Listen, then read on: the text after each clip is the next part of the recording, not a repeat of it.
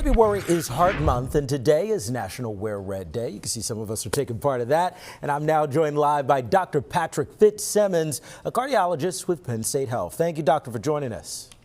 Good afternoon. Good to be here. Thank you. Great to have you. So first, we want to start with, what are some of the warning signs when it comes to a heart attack? Well, most commonly, people think of chest pressure radiating down the left arm associated with shortness of breath. Typically, a lot of times they will start with activity or exercise when you're walking around doing things, and then later develop more at rest. And so who is at risk for heart attacks when you take a look at that? Certainly anybody in their middle age. So unfortunately, it's part of the price of aging, but also risk factors, diabetes, high blood pressure, cholesterol problems. But age and smoking would be another one. I got to ask you, and I think we talked about this a little bit at the commercial break, how can you tell the difference? And I know some people may say this is crazy. How can you tell the difference between heartburn and that you are actually having warning signs of a heart attack? Because people can feel that tightness in their chest and become nervous. Sure, yeah. Believe it or not, sometimes you can't tell the difference. I have some patients in my office that takes a long time to tease out because they both have reflux and heart disease, and the symptoms are very, very similar. So for a lot of folks, it can be missed. So when you take a look at the gender, are men or women at more risk for a heart attack?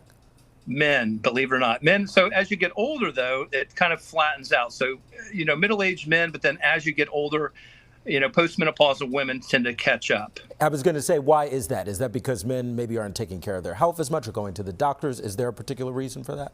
There's probably some estrogen effects that protect women. I think that women are typically better about going to health care, but unfortunately, they probably are missed because they have more atypical symptoms than men. So let's talk about silent heart attacks. How are they different?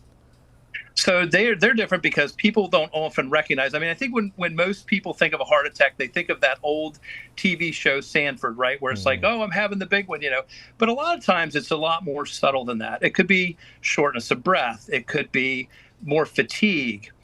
So I always tell people that really what you're thinking about is a change. If there's a change in your symptoms or activity levels, that may be a cause, certainly to get looked at. When people have symptoms more at rest, then you're talking more like 911 emergency.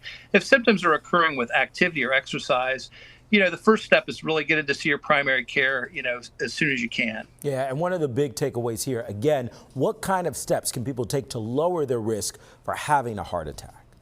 The big things are the simple things are so hard: diet and exercise. So Mediterranean diet, which is a diet that's really avoids red meats, but really based their proteins and fish and legumes, and then just simple walking. Walking 50 minutes a day and a Mediterranean diet combined will lower your risk by about 40 to 50%. Trying to live a healthy lifestyle as much as you can. Dr. Fitzsimmons, thank you so much for joining us. We appreciate it. Thank you.